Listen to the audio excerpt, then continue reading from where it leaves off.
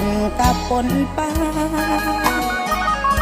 คิดฮอดปิ้งเขียดกับตำมักถั่วอยู่โพนหัวหน้าเดือน12ฝนสั่งลาเอาในนาสุกเหลืองเฮืองทนถึงแม่นอีลีคิดฮอดเต็มที่แม่อีพ่อคือสิเกี่ยวข้าวดอ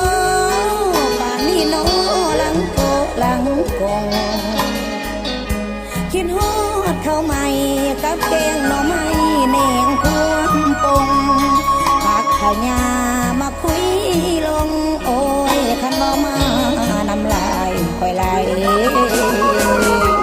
คิดฮอดหอมๆส่งไปจอมกับกอมเขียดน้อยแซ่บลาบเอาใส่หัวโอ้ยเคยกินแต่น้อยจนว่าใหญ่ทั้งเมียนจะอยู่เมืองกวางที่ศรีวิไลของกินก็มีมากมายแต่ก็สุขใจคืออยู่บ้านนา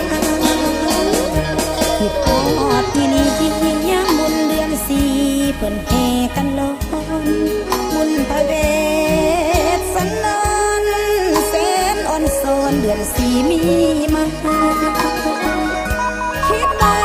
ครั้งหนึ่งจะหวนย้อนขึ้นสู่บ้านนาพอต้นเดือนเมษาจะขอสัญญามายามบ้าน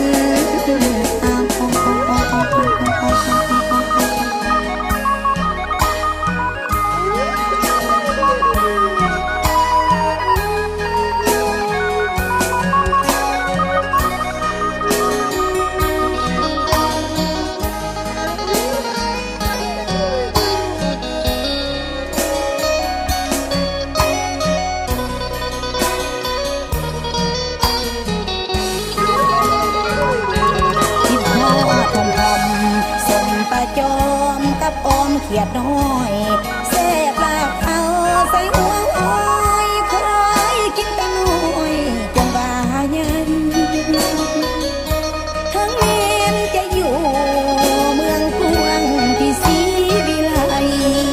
ของกินก็มีมากมายแต่ก็สุขใจคืออยู่บ้านนาคิดฮอดที่นี่ยามบุญเดือน4เพิ่นแห่กันร้อนบุญพระเวทสันดานแสนอ่อนซ้อนเดือน4มีมาคิดไปครั้งหนึ่งจะหวนย้อนขึ้นสู่บ้านนาพอต้นเดือนเมษาจะขอสัญญามายามบ้าน